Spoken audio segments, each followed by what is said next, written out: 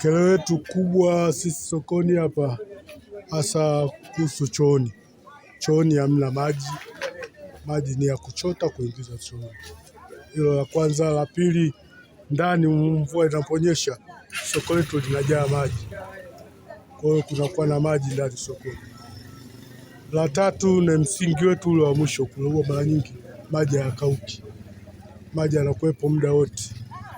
Kwa hiyo tulikuwa tunaomba kama upo uwezekano lifanyiwe kazi. Kwa hiyo tunachokiomba, soko letu tunataka lioboreshwe kwa sababu wenzetu Mawenzi wameboreshewa. Sisi bado hapa, kinachozuia kitu gani? Kwa hiyo tunaomba serikali itusaidie kutuboreshea ili mvua zikinyesha tunapata shida sana hapa. Kwa hiyo soko linakuwa chafu kwa sababu ya mvua ikinyesha, tunakuwa hatuna raha wafanya biashara. Kwa hiyo tunaomba serikali itusaidie. Sokoni tumetembelea kidogo, kuna changamoto. Kwanza soko letu ni la muda mrefu kusema kweli. Hata hivyo tunashukuru manispaa yetu kwa kulisimamia. Baadhi ya maeneo hususan mvua inapokuwa inanyesha kuna maji yametuama ndani ya meza za soko. Kwa hiyo wafanyabiashara na wanunuzi wanapata shida ya kupita katika kununua mahitaji yao. Kwa tunaomba tu halmashauri yetu ya manispaa Morogoro itupie jicho swala hili la soko letu hili la Mji Mpya. Kwanza ni chakavu sana na la muda mrefu sana.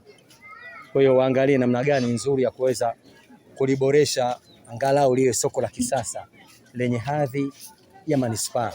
Kwenye hili soko la kata ya Mji Mpya tumesikiliza maoni ya wananchi. Wananchi wanasema soko linatoa huduma kubwa, lakini wanaomba ili soko liboreshwe liwe la kisasa ili liweze sasa, kwa sababu mvua inaponyesha kipindi kama hichi kimekuwa ndani ya kupitiki, maji yanaingia katika vikazi vyao, katika vizimba vyao. Kwa hiyo mambo yamekuwa ya namna hiyo kipindi hiki cha mvua. Kwa hiyo nao pia maoni yao tumeyapokea, tunakwenda kuyafanyia kazi.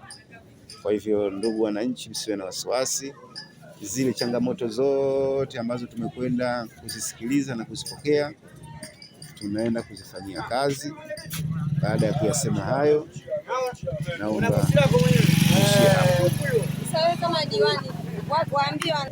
Kwanza hapa tutapambana kuhakikisha kwamba ile barabara iliyotoka relini pale mpaka kituo cha polisi tuitoe kituo cha polisi iende mpaka Mwembe Songo pale, kwa sababu kipande hichi kipindi cha mvua kama hichi inakuwa na mashimo, mabonde, na barabara hii itakapokamilika vizuri itaondoa hata ile foleni ya Morogoro mjini kwenda Msamvu pale. Kutoka mjini kwenda Msamvu inapofika jioni kunakuwa kuna foleni kubwa, na kwa sababu barabara ya kuingia mjini ni ile moja, ndio maana kule kunakuwa kuna foleni. Lakini hii itakapokamilika mpaka Mwembe Songo, maana yake kipande hiki cha Mji Mpya kikamilika kitaondoa foleni ambayo iko kule.